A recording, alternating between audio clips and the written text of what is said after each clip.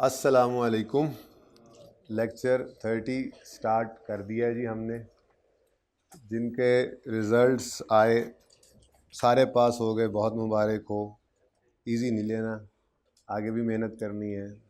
जिनके कुछ पास हुए शुक्र करें, शुक्र करने से अल्लाह नेमत को बढ़ाते हैं।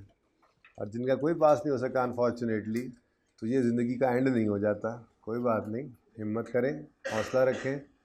हर चीज़ के लिए अल्लाह ने एक वक्त रखा होता है। अपनी मेहनत की कमी को पूरा करें, गलतियां आइडेंटिफाई करें। ठीक है, तकरीबन कोई 22-23% रिज़ल्ट आया सीएमए का। बाय द वे आपको बताता चलूँ तो इसकी मेन वजह बच्चे जिन्होंने सीएमए का पेपर दिया था, कुछ बच्चे तो पेपर दे के माशाल्लाह क्लास में आके बैठ गए थे। इस वक्त बैठे भी हैं क्लास में। कौन कौन था दे के पेपर? एक अब बच्चे हैं नहीं, एक बच्चा है फ़िलहाल तो। ठीक है, तो खैर उस कॉन्फिडेंस की वजह ये थी कि आई कैप ने इस पेपर को इस दफ़ा थोड़ा सा डेप्थ में चेक किया। असल में स्कीम चेंज हुई थी, कैफ 8 पहले होता था, तो उस वक्त काफ़ी पिटाई करता था ये आई कैप इस पेपर के अंदर। कैफ 8 चूँकि आखिरी पर्चा होता था कैफ 8, ठीक है, ऑडिट के साथ, तो बच्चा काफ़ी ट्रेन होके वहाँ तक पहुँचता था। अब पहले कैफ 3 बनाया गया, स्कीम नहीं की, तो अब वो पीआरसी वाला बच्चा आके तो सीएमए पढ़ता था, तो उन्होंने भी थोड़ी सी माफ़ी दी। 2 एक अटैम्प्ट्स में थोड़ा हल्के लेवल के ऊपर चेक किया, तो रिज़ल्ट्स ठीक आते रहे, बच्चे पास होते रहे। लेकिन इस अटैम्प्ट में उसने थोड़ा सा अब पर्चे को पर्चे की तरह से, जैसे इस पर्चे की डिमांड थी, टेस्ट किया, तो काफ़ी बुरे हालात नज़र आए। इसके अंदर अप्रोच क्या होनी चाहिए जो बच्चे फ़ेल हुए हैं उनके लिए? भाई एक तो वो थोड़ा सा हिम्मत करें, हौसला करें। और जो मेरे बच्चे इस वक्त हैं इनको मैं बताता चलूँ, ये जो आपको मैं क्वेश्चंस दे के भेजता हूँ ना घर पे, बग़ैर सोल्यूशन के करके आओ, अगले दिन सॉल्व तो करवा देता हूँ, ये वो वाहिद तरीका है जो आपको इस पर्चे के लिए तैयार कर सकता है। आप बग़ैर सोल्यूशन के पूरी ईमानदारी के साथ सवाल को घर पे ट्राई करते हैं, और जब अगले दिन आप आते हैं और मैं उसको सॉल्व करता हूँ तो वो 70-80% तक सही हो जाता है, अमेजिंगली। तो ये वो कॉन्फिडेंस है जो आहिस्ता आहिस्ता आहिस्ता आहिस्ता बनाते हुए आप पर्चे के अंदर जाएंगे। मैं आपको 100 सवाल करा लूँ, पर्चे में 101वां सवाल आएगा। ठीक है ना? नया सवाल बच्चे से नहीं होता, मिलता जुलता सवाल आ जाए बच्चा कर ही लेता है। तो ये जो तरीका है, ये तरीका ऐसे ही चलेगा। पेपर को देखकर ही ये तरीका मैंने अपनाया था, वरना कोई मुश्किल नहीं होता। देखें, यहाँ पर मैं सवाल करवाता जाऊँ, आप उसको नोट करते जाएं, मेरे से करवाए सारे सवाल तो आपको समझ आ जाते हैं। क्या ख्याल है? तो मसला कहाँ पे आता है फिर? मैं तो मतलब बेहतरीन पढ़ा दूंगा, आपको लगेगा ज़बरदस्त हो गया काम, जनाब जो पढ़ाते हैं सर समझ आती है। ठीक है, वो भी एक अपनी जगह पे बात ठीक है, क्लास के अंदर आप समझ के चीज़ें जाते हैं, लेकिन आप क्या कर रहे हैं? तो आप वही कर रहे हैं जो पर्चे वाला सवाल नॉर्मली पास पेपर्स का सवाल ही होता है। ठीक है, एक अच्छा सवाल होता है जो आपको एक आधा घर के अंदर करने को दिया जाता है। तो बच्चों, ये ज़रा प्रैक्टिस, अब रिज़ल्ट के बाद तो और ज़्यादा मजबूत हो गया मैं इस बात के ऊपर, इस प्रैक्टिस को आपने अब थोड़ा सा बढ़ाना है। ठीक है, यानी कि हम इस अनसीन वाले एलिमेंट को कोशिश करके जो है वो कवर करना है, हमने कोशिश करेंगे इसकी। ठीक है, और उसका तरीका यही है कि मैं आपको सवाल देता हूँ, किताब मेरी है कोई नहीं फ़िलहाल जिसमें सोल्यूशन मौजूद हो, और कहीं से आप अगर ढूंढ ढांड के सोल्यूशन कर भी लाएंगे तो हमारा फॉर्मेट एक ही चल रहा होता है, डिफरेंट होता है थोड़ा सा आई कैप के सोल्यूशन से, ये किताबों में जो लिखा होता है सोल्यूशन, तो इसलिए पकड़ा भी जाता है बच्चा। तो उस बड़ी तसल्ली से, सुकून से आप बस सवाल को किया करें, टाइम जितना मार्क्स हो इंटू 1.8 करके उसको ट्राई किया करें। ठीक है, अगले दिन या तो वो सवाल का, या तो मैंने आपको होमवर्क दिया हो आज तक और कोई चीज़ डिस्कस ना हुई, हर सवाल आपके साथ डिस्कस हो जाता है, कोई इक्का दुक्का रह भी गया हो तो वो भी हो जाएगा इंशाल्लाह। ठीक है, वैसे होता नहीं है ऐसे। तो आप लोगों ने क्या करना है, आप लोगों ने उस सवाल को जो आपको अनसीन सवाल बना के दिया था उसको अनसीन की तरह से ही करना है। आई कैप के पेपर की तैयारी ऐसे ही है, आप घर पे उसको ट्राई करें ऐसे ही जैसे पेपर के अंदर सवाल आया, आपका सोल्यूशन नहीं होता पेपर में, यहाँ भी नहीं है, तो उस अनसीन क्वेश्चन को आप अटैम्प्ट करेंगे। आप जब अगले दिन आएंगे मैं आपसे डिस्कस करूँगा। और आप अभी तक देख रहे हैं 29 लेक्चर्स के अंदर ऐसे हुए, आप सवाल घर से करके आते हैं, नॉर्मली वो सवाल तकरीबन सही होता है, 60-70% सही होता है। ये कॉन्फिडेंस आपको इसके अलावा नहीं मिल सकता।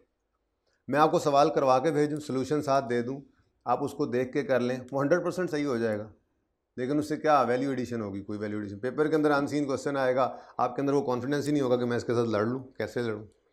बाकी मैंने आपसे अर्ज़ किया था कि कोशिश मैं यही करूँगा कि यहाँ पर भी फॉर्मेट्स बनते जाएँ, और बन भी रहे हैं अभी तक। तो एक तरह से ही सवाल हम एक टॉपिक का करते हैं और सारे सवाल वैसे ही करते चले जाते हैं। 90% तक ऐसे होता भी रहेगा, कभी कभार थोड़ा बहुत आगे पीछे भी होना पड़ेगा, ठीक है।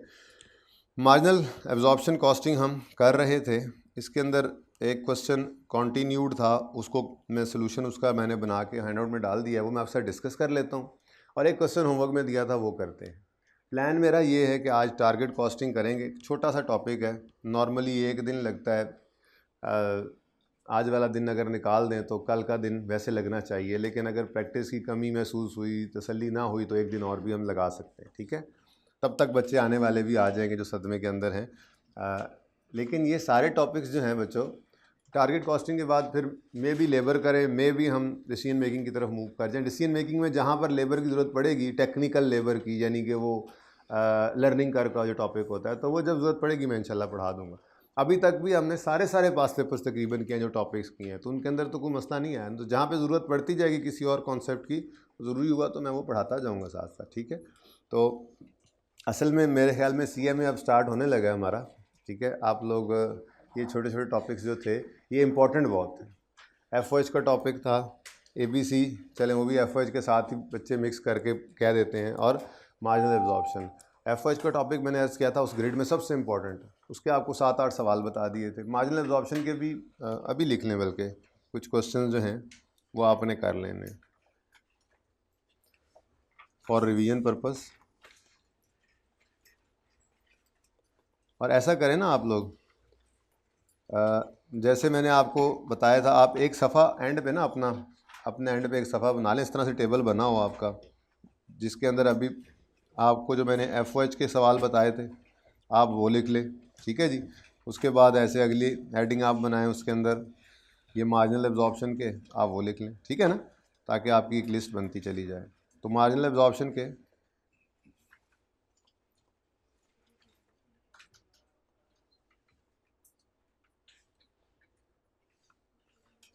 कुछ क्वेश्चन हैं।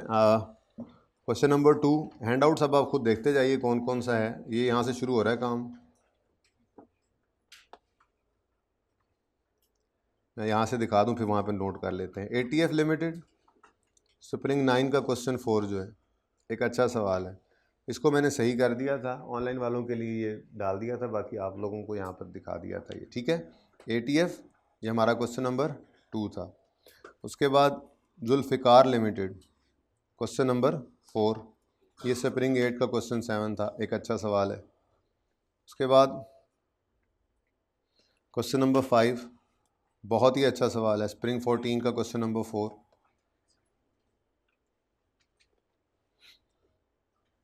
उसके बाद जी क्वेश्चन नंबर 6 रिसेंट सवाल, अच्छा पिछले के अटैम्प्ट बताइए। XY लिमिटेड है स्प्रिंग 14 का क्वेश्चन 4, मैं लिख देता हूँ अभी, सिर्फ अभी तो दिखा रहा हूँ। क्वेश्चन नंबर 6 ये कीनिया लिमिटेड वाला पार्ट B किया था, A अभी नहीं करवाया। और क्वेश्चन नंबर 9 है जो आज के हैंडआउट में आपको मिलेगा होमवर्क के तौर पे, ये मैं कल डिस्कस करूँगा, ठीक है जी। तो ये कुल मिलाकर 5 सवाल हैं इस टॉपिक के। लेकिन बच्चों एक बात ज़हन में रखना, सारे सवाल जो मैंने करवाए हैं अगर वो किए हुए हैं तो फिर रिवीजन के लिए ये सवाल है। ये ना हो कि आप लोग कोई ज़िंदगी का शॉर्टकट बना लें, ये लो जी काम हो गया मार्जिनल एब्जॉर्प्शन में तो बस ये सवाल करेंगे। अब जैसे आप गौर अगर करें तो मैंने यहाँ पर 2 सवाल रिवीजन में डाले ही नहीं। वो 2 सवाल कौन कौन से हैं भला? ये दोनों कहाँ गए? ये दोनों दोस्त जो कि बड़े इंपॉर्टेंट थे और बिल्कुल डिफरेंट थे। ना सिग्मा रिवीजन प्लान में डाला है और ना जो मैंने अभी करवाना है फ्रांसिस्को ये डाला। तो करना तो ज़रूरी है ना, किया वो होगा तो आगे काम आएगा, ठीक है। तो ये करके रखने हैं आपने सारे सवाल, एक बार सारे कर लीजिएगा। जब टॉपिक ख़त्म होता है ना तो सारे सवाल एक बार करके साइड पे करने हैं। ये जो थोड़े बहुत सवाल करने वाला होता काम ये तब होता है जब मैंने अगला टॉपिक शुरू कर दिया है और आपका वीकेंड आ गया है, आप चाहते हैं कि वो ओवरहेड्स भूलता सा लग रहा है। तो चलो वो सर ने 6-7 सवाल लिखवाए थे ना, तो वो बैठ के करो, 1.5 घंटे के अंदर वो सवाल हो जाएंगे, 5-6 सवाल हो ही जाते हैं, ठीक है। 1.5 घंटे के अंदर सवाल किया, लो जी टॉपिक रिवाइज हो गया। अब हम आज टारगेट कॉस्टिंग आज नहीं कल शुरू कर देंगे, उसके बाद हम डिसीजन मेकिंग में घुस जाएंगे, वीकेंड आ जाएगा, आपको लगेगा मार्जिनल अब्जॉर्प्शन लगता है भूल सा रहा है, तो ये 5 सवाल आप करेंगे 1 घंटे 1.5 के अंदर बैठ के, अगर मोबाइल लेस होकर पड़े तो 1.5 घंटे में सवाल हो जाएंगे, ठीक है। आप वो रिवाइज कर लेंगे। तो ये सवाल इसलिए होते हैं। तो एक बार जब टॉपिक पूरा हो तो जितने सवाल करवाए हैं वो सारे करने हैं, एंश्योर इसको करना है कि वो सारे हो गए हों, ठीक है। उसके बाद जब क्विक रिवीजन चाहिए हो, आगे चीज़ें बढ़ रही होती हैं, तो उसके लिए फिर ये वाली लिस्ट लीजिएगा जिसको हम साथ साथ बनाते हैं एंड पे आके, ठीक है। कहाँ लिख रहा था मैं, मुझे लब नहीं रहा। You know the meaning of लब? यस। तो फॉर रिवीजन कौन कौन से क्वेश्चन हैं जी? नंबर 1 पास पेपर क्वेश्चन, हाँ मैं अपने हैंडआउट का क्वेश्चन लिखूंगा, ठीक है ना, और उस पर आगे आगे अटैम्प्ट लिख दूंगा। क्वेश्चन 2 था, और स्प्रिंग 9 का क्वेश्चन नंबर 4। चलो नाम भी लिखवा दो अब, अच्छा है फिर। ATF। उसके बाद ये सारे ही पास पेपर्स हैं, ठीक है। कोई हम छोटी मोटी एग्जांपल करें तो क्लास के अंदर वो कर लेते हैं, बाकी हमारा फोकस आप पता है पास पेपर्स पे ही होता है, तो उन्हीं को ही करके कॉन्फिडेंस मिल रहा होता है कि हाँ यार आई कैप के पर्चे हम कर रहे हैं, ठीक है। तो आई कैप का अपना लेवल है जी। उसके बाद क्वेश्चन नंबर 4 है, कौन सी अटैम्प्ट है? स्प्रिंग 8 वाला सर पहले लिखते, कोई नहीं भाई, हमने अपने हैंडआउट के तरतीब से लिख दिया। इसका क्वेश्चन है स्प्रिंग 8 क्वेश्चन नंबर 7 है। नाम इसका क्या है? जुल्फ़िकार लिमिटेड।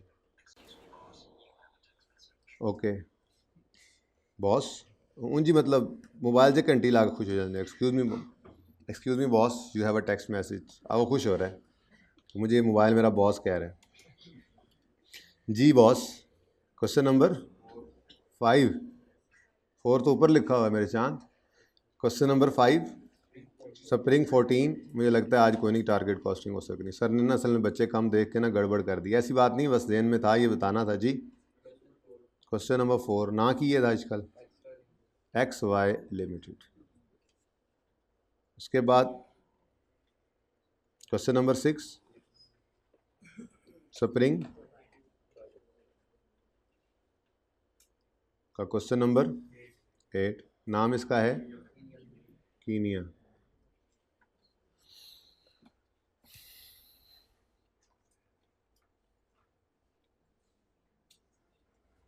अच्छा एक सवाल एडिशनल डाल दें अगर, तो वैसे ही दिल में बार बार आ रही है, इनमें से भी एक रख लेते हैं जो आपको पसंद आए। कौन सा रखना चाहेंगे आप? मेरे हिसाब से तो सिग्मा रख लें, फ्रांसिस्को में वैसे आज करवा देता हूँ, ठीक है।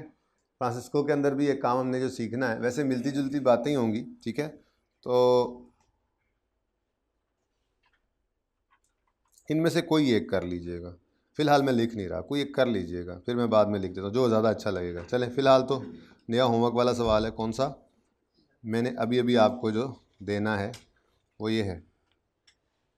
क्वेश्चन नंबर 9 हमारा spring 12 7B silver. Spring 12 7B silver जी। कौन सी अटैम्प्ट? क्वेश्चन नंबर और सिल्वर, ठीक है बच्चों। ये 5 सवाल आपने मार्जिनल अब्जॉर्प्शन के लिए कर लेने। तो ऐसे ही आप अपनी लिस्ट बनाते रहें, हर टॉपिक के ये क्वेश्चन वो होंगे जो आप क्विक रिवीजन के लिए यूज़ करेंगे। बट ये बिल्कुल भी ना समझिएगा, मैं आपको बार बार कह रहा हूँ, जैसे अब मैंने ये 2 सवाल नहीं लिखे इसके अंदर जो बिल्कुल डिफरेंट से सवाल थे, तो आप कोई पूरा टॉपिक किए बगैर कहे कि जी मुझे आता है मार्जिनल अब्जॉर्प्शन, तो वो तो गलती पे। हाँ ये सवाल भी किए हुए होंगे जब एक बार पढ़ा था, क्विक रिवीजन के लिए फिर ये काफ़ी, ठीक है। Okay done. अच्छा जी, हम क्वेश्चन ये कर रहे थे, इस क्वेश्चन को कंप्लीट करने का आपको बोला था। कितने बच्चे हैं ऐसे जिन्होंने इसको कंप्लीट किया था? माशाल्लाह बस 4-5 बच्चे। ये भी क्या ज़रूरत थी, टारगेट कॉस्टिंग नहीं कर रहे स्टार्ट हम, मुझे नज़र आ गया। अब मैं ये सवाल पूरा नहीं कर रहा, इस सवाल को पढ़ता हूँ, इसका सोल्यूशन मैंने आपके लिए हैंडआउट के अंदर बना दिया है, इसको देख लीजिए काइंडली। रिक्वायरमेंट थी prepare budgeted profit and loss account for the year 31 December 15 using marginal costing. जाग तो जाओ, आ ही गए हो तो आ जाएंगे बाकी बच्चे भी, अभी कुछ तो कुछ बेहतरी हुई है क्लास के अंदर, सदमे से नहीं निकले शायद बच्चे, कुछ सदमे से नहीं निकले, कुछ खुशी से नहीं निकले, और कुछ वैसे ही दूसरों को दे के छुट्टी कर, दूसरे का मुंह दे के, लाल मुंह देख के ना चपेड़े, सारी छुट्टी करेंगे, हम भी कर लेते हैं, घर गए वापस ही नहीं आए।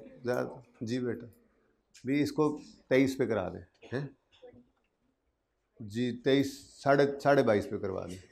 अच्छा जी, अच्छा बच्चों प्लीज़, टारगेट कॉस्टिंग वाला सारा प्लान मेरा चौपट हो गया मुझे लग रहा है, ये क्वेश्चन ही नहीं आप लोग करके आए। चलिए, sigma limited is a manufacturer of product A. Requirement क्या थी? Budgeted profit and loss account बनाओ। मैंने कहा था ये आज से पहले कभी नहीं आया था, हम actual profit and loss account बनाते थे, मार्जिनल में भी और एब्जॉर्प्शन में भी। उसने क्या किया, उसने सवाल के अंदर, क्योंकि ये किया हुआ सवाल है इसलिए मैं ज़रा क्विकली बता रहा हूँ, सवाल के अंदर एब्जॉर्प्शन वाला प्रॉफिट एंड लॉस अकाउंट बना के दे दिया और हमसे बोला मार्जिनल वाला बना दो। ठीक है, अच्छा जी ठीक है बना लेते हैं जी। उसके अलावा क्या कहता है जी? उसके अलावा कहता है रेकनसाइल भी करें। अच्छा जी ठीक है, कर लेंगे जी इंशाल्लाह। अब sigma is manufacturer product A, SL operates at a normal capacity of 90% against its available annual capacity of 50,000 machine hours. ठीक है जी, एंड यूजेज एब्जॉर्प्शन कॉस्टिंग। 50,000 इसकी मैक्सिमम कैपेसिटी है। नॉर्मल कैपेसिटी क्या है?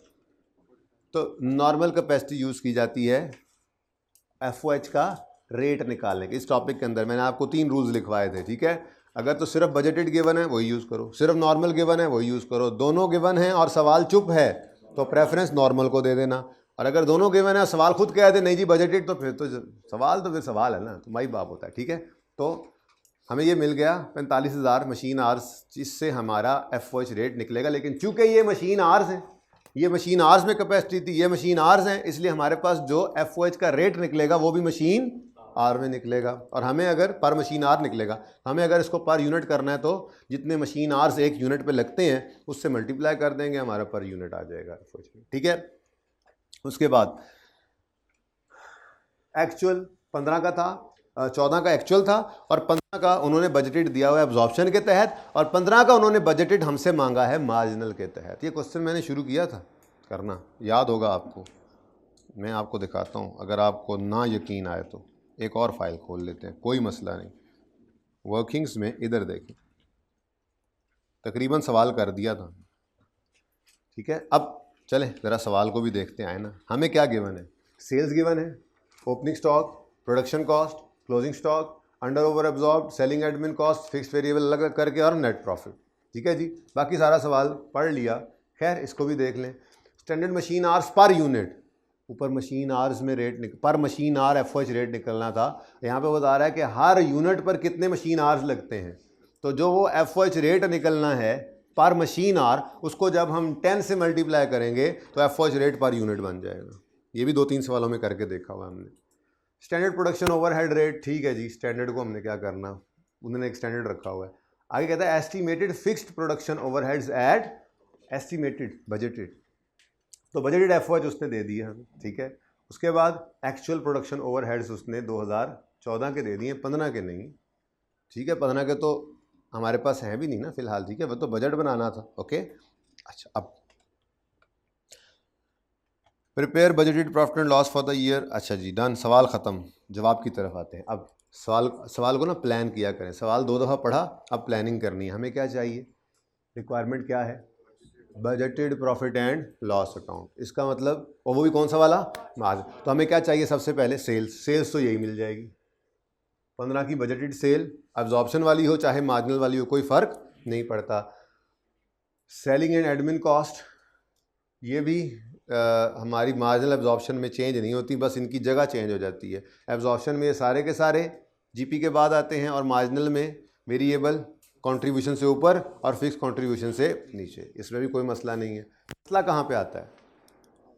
मसला बच्चों आपको बताया हुआ है कि आपकी प्रोडक्ट कॉस्ट के अंदर क्या कुछ होता है? मटेरियल, लेबर, वेरिएबल ओवरहेड्स और फिक्स्ड ओवरहेड्स। ठीक है, अब अगर ये सारी कॉस्ट हैं, क्यों क्यों क्यों क्योंकि यहीं से क्या निकलेगा आपका? यहीं से आपकी टोटल प्रोडक्शन कॉस्ट निकलती है, यहीं से आपकी कॉस्ट ऑफ सेल्स निकलती है, और यहीं से आपका क्लोजिंग स्टॉक निकलता है। प्रोडक्शन कॉस्ट क्या होती है? किसी प्रोडक्ट के अंदर ये चीज़ें शामिल होती हैं, ठीक है। कॉस्ट ऑफ सेल्स क्या होती है, यही जो चीज़ें हमने बेच ली हैं उनकी कॉस्ट, क्लोजिंग स्टॉक में भी इन्हीं में से ही पड़ी होती हैं। अब अगर एब्जॉर्प्शन कॉस्टिंग है तो ये चारों एलिमेंट्स होंगे, अगर मार्जिनल कॉस्टिंग है तो ये फिक्स्ड एफओएस हमने यहाँ से निकाल देंगे, ठीक है ना। अब प्लानिंग चल रही है तो हमें ओपनिंग स्टॉक भी चाहिए होगा। सवाल में गिवन है एब्जॉर्प्शन वाला तो उसमें फिक्स्ड एफओएस शामिल है, हमें मार्जिन वाला चाहिए तो फिक्स्ड एफओएस के अलावा चाहिए। हमें कॉस्ट ऑफ प्रोडक्शन भी चाहिए तो उसमें एफओएच एब्जॉर्ब्ड वाले नहीं लेने होंगे। हमें क्लोजिंग स्टॉक भी चाहिए तो उसमें भी फिक्स्ड एफओएच नहीं होने चाहिए। जाग के तो बैठो, ठीक है। अब सवाल ने हमें ओपनिंग स्टॉक दिया, ये किस मेथड के तहत है, एब्जॉर्प्शन के तहत। तो अगर ये है पिछले साल का, अब पिछले साल का और इस साल का प्रोडक्ट कॉस्ट का रेट डिफरेंट हो सकता है, ठीक है।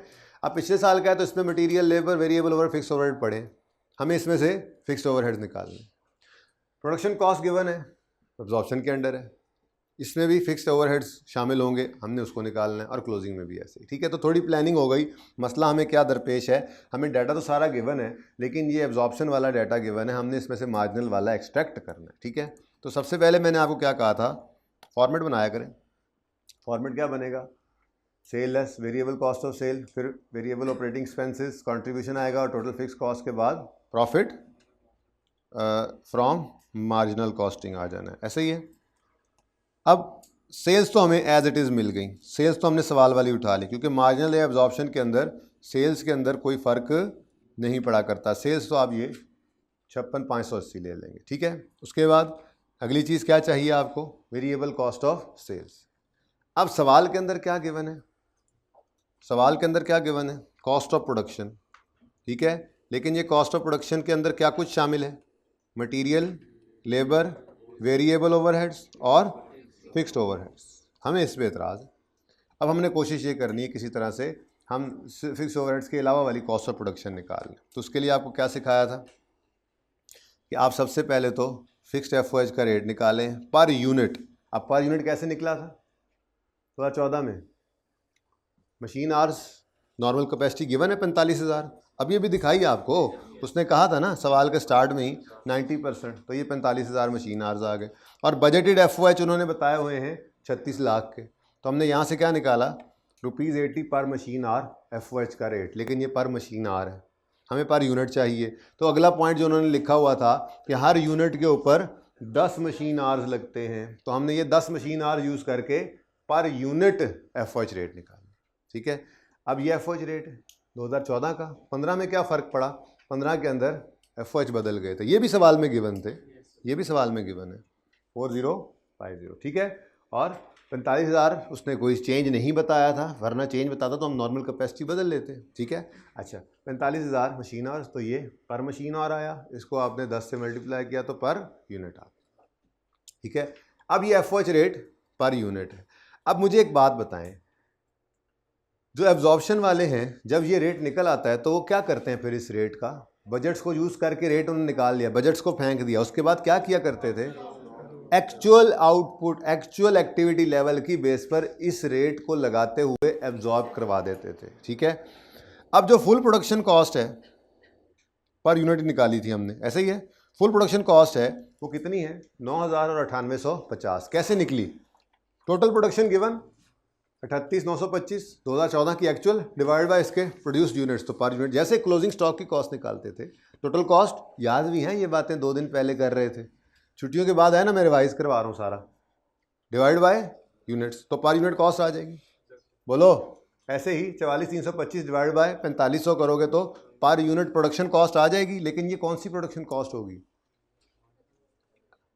मार्जिनल वाली, किसी ने मार्जिनल का लफ्ज़ बोला, फुल कॉस्ट है ये, एब्जॉर्प्शन की, एब्जॉर्प्शन कॉस्टिंग को यूज़ करते हैं, तो ये एब्जॉर्प्शन वाली प्रॉफिट एंड लॉस में से आपने कॉस्ट उठाई है, तो ये फुल कॉस्ट है। एब्जॉर्प्शन वाली कॉस्ट कौन सी कॉस्ट होती है, फुल कॉस्ट, जिसमें मटेरियल भी होता है, लेबर भी होता है, वेरिएबल ओवर भी और फिक्स ओवरहेड भी, ठीक है।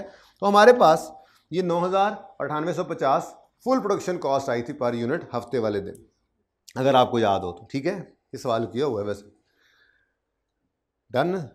उसके बाद ये फुल प्रोडक्शन कॉस्ट है और ये एफओएच, फिक्स एफओएच की कॉस्ट है पर यूनिट। अब चूंकि हम पर यूनिट में चल रहे हैं, टेंशन नहीं है, कि यूनिट्स कितने थे, उन्होंने कितना एब्जॉर्ब करा पर यूनिट जो चल रहे हैं, हर यूनिट की फुल प्रोडक्शन कॉस्ट 9014 में थी, इसमें कितने FOH एब्जॉर्ब होंगे 800, तो वो 800 माइनस कर देंगे तो बाकी क्या आ जाएगा वेरिएबल प्रोडक्शन कॉस्ट। समझ आ रही है? अब इस कहानी को देखें यहाँ तक पूरा। फिक्स FOH रेट निकाला, पर मशीन आवर निकला, डाटा ऐसा था पर यूनिट किया, टोटल प्रोडक्शन कॉस्ट निकाली, फुल वाली एब्जॉर्प्शन से उठाई थी तो फुल वाली प्रोडक्शन कॉस्ट है, इसमें से फिक्स्ड FOH को जो यहाँ निकाले हैं माइनस किया तो हमारे पास क्या आ गया variable production cost per unit. ठीक है, अब इस variable production cost per unit को यूज़ करेंगे कॉस्ट ऑफ सेल्स निकालने के लिए। वो जो हम direct material, direct labour, variable overheads करते थे वो समझो इकट्ठा करके दे दिया गया एक स्टेप के अंदर। तो एक स्टेप के अंदर वेरिएबल प्रोडक्शन कॉस्ट टोटल हमने यहाँ पे लिखी 8950 2015 की, क्योंकि 2015 का प्रॉफिट एंड लॉस बजटेड बनाना है हमने, जाग रहे हैं ना सब बच्चे, 2015 का बनाना है तो 2015 की कॉस्ट उठाए हैं। ठीक है, पर यूनिट कॉस्ट इनटू 2015 के अंदर प्रोड्यूस्ड यूनिट्स, तो ये वेरिएबल प्रोडक्शन कॉस्ट आ गई मार्जिनल के अंडर। ओपनिंग स्टॉक को ऐड करते हैं, क्लोजिंग को लेस। क्लोजिंग आसान है, 40,275 डिवाइडेड बाय 4500 इनटू कितने यूनिट्स थे, क्लोजिंग स्टॉक कितने यूनिट्स थे 500 यूनिट्स थे इनटू 500। तो ये बचपन से जो सीखा हुआ था, टोटल प्रोडक्शन कॉस्ट जो निकलती है, टोटल प्रोडक्शन कॉस्ट जो निकलती है उसको डिवाइड करते हैं टोटल प्रोडक्शन यूनिट्स से और मल्टीप्लाई करते हैं क्लोजिंग स्टॉक के यूनिट्स से, तो ये हमारे पास क्या आ गया क्लोजिंग स्टॉक की कॉस्ट। ओपनिंग स्टॉक की कॉस्ट का मसला है, ओपनिंग स्टॉक की कॉस्ट हमें गिवन है 5400, लेकिन ये 5400 600 यूनिट्स की जो कॉस्ट है ये 5400 कॉस्ट जो है ये एब्जॉर्प्शन वालों की है, फुल प्रोडक्शन है, इसमें FOH फिक्स्ड भी पड़े हैं। तो हमने अभी तो वेरिएबल प्रोडक्शन कॉस्ट निकाल ली है 2014 की भी, इसीलिए तो ये निकाल रहे थे क्योंकि हमें ओपनिंग स्टॉक इसके ऊपर चाहिए था। तो हमने ओपनिंग स्टॉक के यूनिट्स को पकड़ा,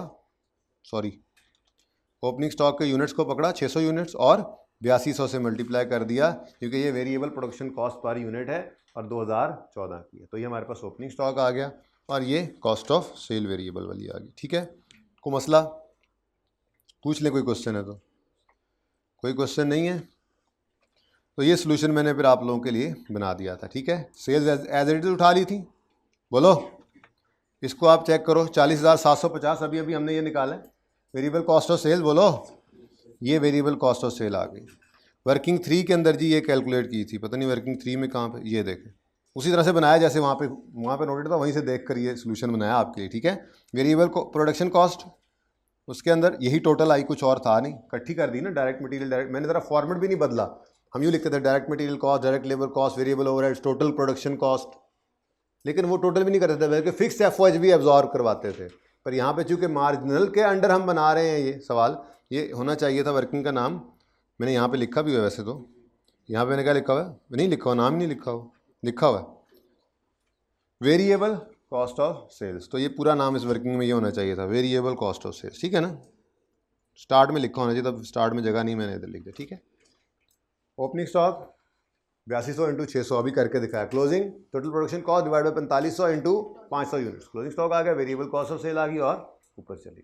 अच्छा, अब इस वेरिएबल कॉस्ट ऑफ सेल के अंदर आपके ये फिक्स्ड FOH के रेट यूज़ हुए हैं। अब ये कहाँ निकाले थे, ये इससे पहले हमने निकाले वर्किंग 2 के अंदर। वेरिएबल प्रोडक्शन कॉस्ट कैसे निकलती है जी, फुल प्रोडक्शन कॉस्ट सवाल से निकली और fixed FOH cost per unit भी चाहिए थी, वो कैसे निकली, वो अभी वर्किंग 1 के अंदर निकाल के दिखाई थी कि पर मशीन आवर और फिर पर यूनिट कितने बनते हैं। तो ये वही सोल्यूशन है आपका जो मैंने सिर्फ जो है वो टाइप कर दिया था आप लोगों के लिए। ठीक है, ये देख लें, कोई मसला इसमें है तो पूछ लें किसी किस्म का। रेकन्सिलिएशन भी बन रही है, रेकन्साइल तो हो ही जाता है, सही करें काम तो। ठीक है, चलें जी, अब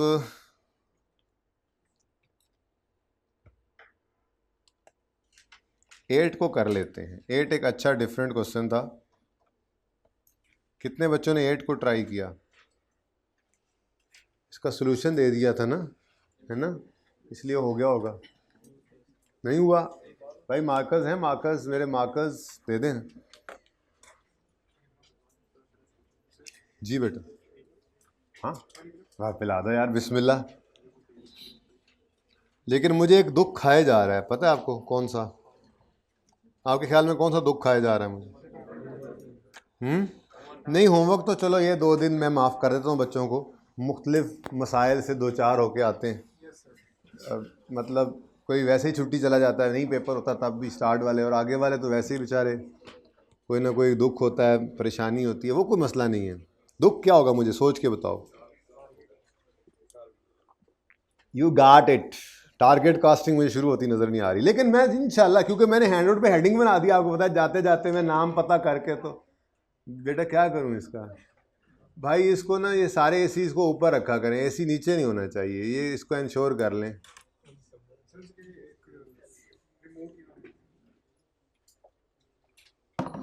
अपना मोबाइल में रिमोट करो, अल्लाह अल्लाह खैर सल्ला, इजाज़त है आप लोगों को मेरे वालों।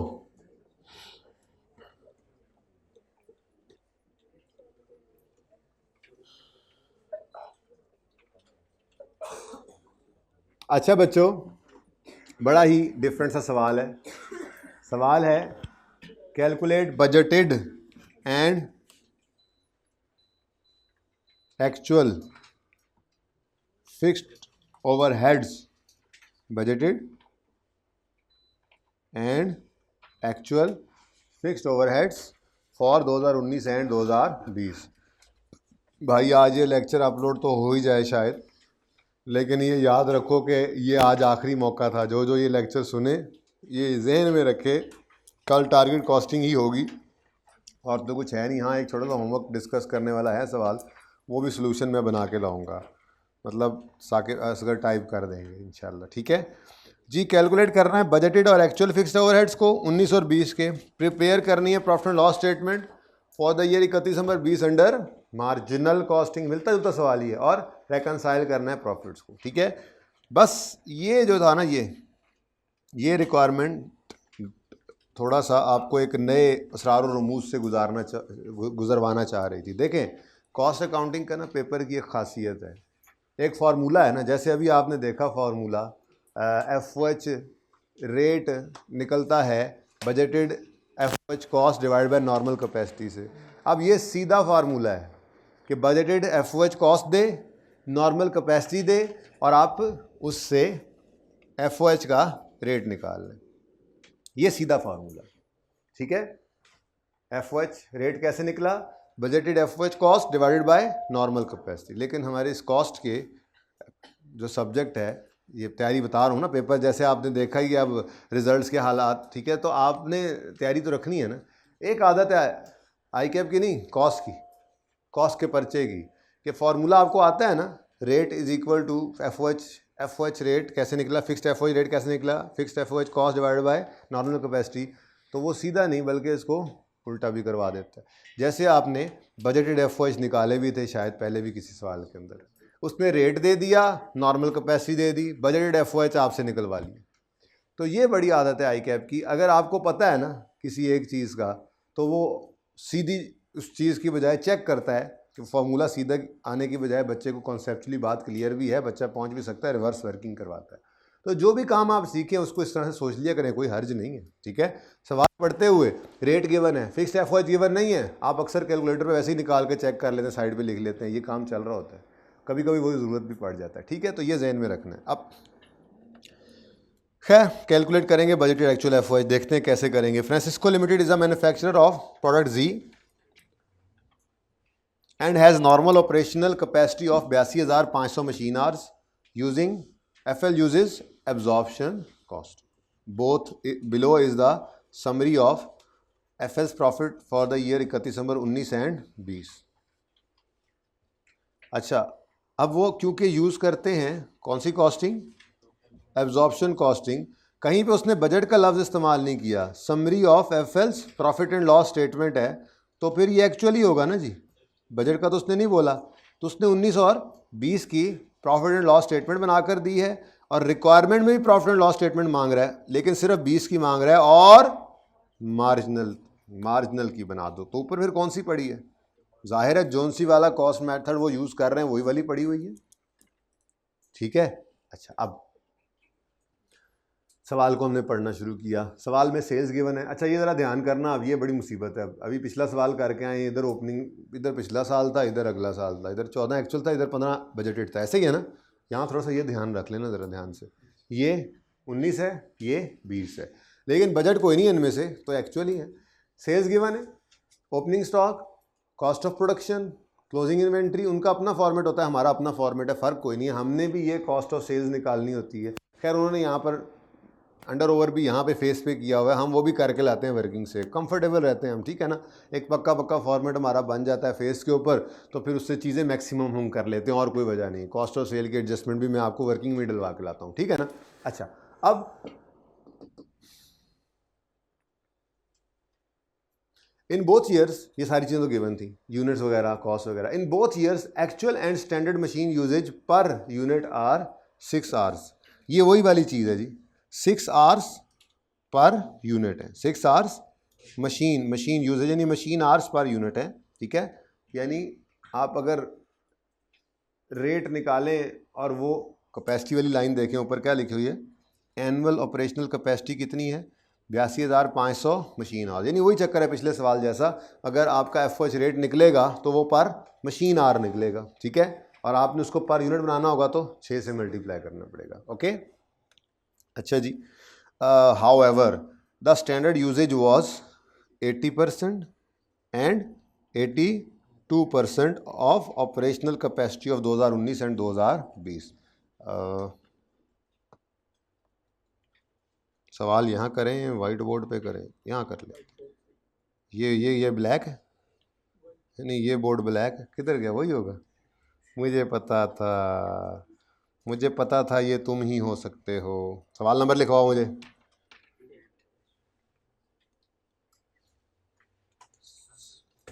ना अटेम्प्ट भी लिखवा दो। ऑटम 20, क्वेश्चन नंबर, जी सर, फ्रांसिस्को।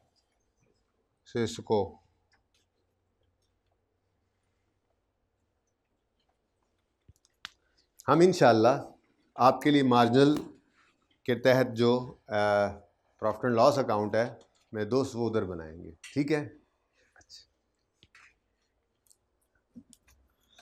अच्छा जी, अब सिचुएशन कुछ ऐसी है, सवाल आपके सामने सारा पढ़ नहीं लिया अभी, चलें आगे भी पढ़ लें। ये तो निकाल लें ज़रा, ये वहाँ पे वैसे करना वहाँ पे ही चाहिए। 2019 का 80%, 2020 का 82%। ये क्या है, ये नॉर्मल कैपेसिटी गिवन है। क्या गिवन है जी, ऊपर उन्होंने क्या बताया हुआ है, मैक्सिमम। और ये स्टैंडर्ड यूजेज मतलब normal capacity, standard machine usages normal capacity, ठीक है ना। वो कितने पे कितने परसेंट है, 80 और 82%। तो मेरे ख्याल में यहाँ निकाल के रख लेते हैं, कहीं ना कहीं काम ही आ जाती हैं ऐसी चीज़ें। तो नॉर्मल कैपेसिटी या नॉर्मल यूजेज जो भी लिख लें। ये 2000 जो इधर तरतीब मैं कहता हूँ वही ना रख लें, क्या कहते हैं, 2020 और 19, वरना फिर यही घूमते रहेंगे, इधर 19 इस तरफ होगा, उधर 19 इस तरफ होगा, फिर मर्जी है आप लोगों की, हर बात पे नो सर आप ऑटो पे ही लगे हुए हैं। मैं कह रहा हूँ 20 का कॉलम पहले बना लें, अगर आप लोगों की इजाज़त है तो, नहीं भी है तो बनाएंगे पहले 2020 और 2000, क्योंकि बच्चों ऐसे है ना, वो फिर सवाल में बंदा घूम जाता है। बस ये मशवरा भी है मेरा, देखा जाए तो, कि अगर पर्चे के अंदर वो ईयर इस तरह से उसने बनाए हुए हैं तो आप भी वर्किंग में ऐसे ही रख लें, ताकि आपको थोड़ी सी सहूलत बन जाए। अच्छा, अब नॉर्मल कैपेसिटी निकालनी है जी।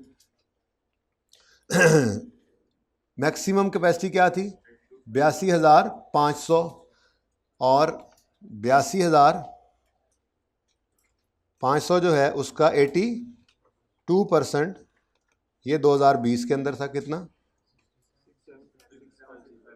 650, और इसका वर्किंग शो कर देना एग्जामिनर को, 80% कितना, ठीक हो गया जी। डन। ये तो चलो हमने पता कर लिया एक, अब आगे पढ़ते हैं। जो पता लगता जाए, डेटा मैंने लिख लिया है, आप फिलहाल जेन में भी लिख सकते थे, तो उसको ज़रूरत पड़ने पे फिर उठा। नॉर्मल कैपेसिटी की ज़रूरत पड़ती तो है ही बहरहाल। एफओएच रेट कभी निकालना पड़ जाता है, और कभी एफओएच रेट दे देता है, बजटेड एफओएच गायब कर देता है, तो भी नॉर्मल कैपेसिटी की ज़रूरत तो पड़ती ही है हमें, ठीक है। उसके बाद कहता है fixed overhead absorption rate of 700 per machine hour was applied in 2019। ये क्या दे दिया इसमें, एफओएच का रेट दे दिया। कहीं फिक्स्ड एफओएच नज़र आ रहे हैं अलग से? एब्जॉर्प्शन वाले तो भाई वैसे ही एब्जॉर्ब करवा देते हैं और फिर वेरिएंस डाल देते हैं। अगर याद नहीं आ रहा तो फॉर्मेट खोल के दिखा देता हूँ कोई पुराना। फिक्स्ड एफओएच एब्जॉर्ब करवाते हैं एब्जॉर्प्शन वाले, उनके तो कहीं पर जो है वो जो अप्लाइड ओवरहेड्स होते हैं फेस पे नज़र आने चाहिए थे, वैसे इनके नज़र नहीं आ रहे हैं। वो कॉस्ट ऑफ सेल की वर्किंग में हमें नज़र आ जाते हैं, लेकिन यहाँ पर ये एब्जॉर्ब्ड एफओएच को लेते हैं, अंडर ओवर की एडजस्टमेंट कर लेते हैं। ठीक है, तो हमें यहाँ पर उसने क्या दे दिया, 700 रुपये का रेट दे दिया, बजटेड एफओएच नहीं दिए, तो हमें यहाँ से रिवर्स वर्किंग करनी पड़नी है। और हम यहाँ पे क्या करेंगे, हम यहाँ पर बजटेड फिक्स्ड एफओएच निकाल लेते हैं, कोशिश की जा सकती है। ठीक है जी। अब सबसे पहले 2020 का रेट कोई नहीं गिवन, चलो 2019 का तो गिवन है ना। वैसे वो कह रहा है क्या, अगली बात पढ़ तो लें। FL revises its fixed overhead absorption rate for each year on the basis of prior year actual fixed overhead expenditure. मतलब कह रहा है 2019 के अंदर आपका ये 700 का रेट है, 2020 का रेट उन्होंने नहीं दिया, बल्कि क्या कह रहे हैं, 2020 में जब जाएंगे तो जो 2019 के एक्चुअल फिक्स्ड ओवरहेड्स होंगे वो 2020 के बजटेड फिक्स्ड ओवरहेड्स हम बनाएंगे। ये मतलब होता है इसका। ठीक है, फिर पढ़ लें। Fixed overheads absorption rate of 700 per machine hour was applied in 2019। FL revises its fixed overhead absorption rate for year ended for each year on the basis of prior years actual fixed overhead expenditure. 19 का FOH rate 700 है और कह रहा है 20 का FOH rate जो है वो 19 के एक्चुअल की बेस पर रिवाइज करेंगे। क्या मतलब, हम एफओएच रेट कैसे निकालते हैं, fixed FOH cost over normal capacity.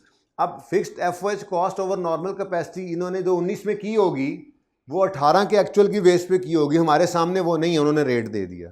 ठीक है, और 20 के लिए क्या कह रहे हैं, 19 के एक्चुअल निकालो, पहले रिक्वायरमेंट भी डाल दी, 19 के एक्चुअल निकालो, ये 19 का एक्चुअल 20 का बजटेड बन जाएगा। ठीक है ना, तो वो फिर रेट के लिए यूज़ करें। ठीक है, तो आमिर भाई ने पार्ट 2 के लिए कहानी शुरू डाल दी, शुरू कर दी, करें जी।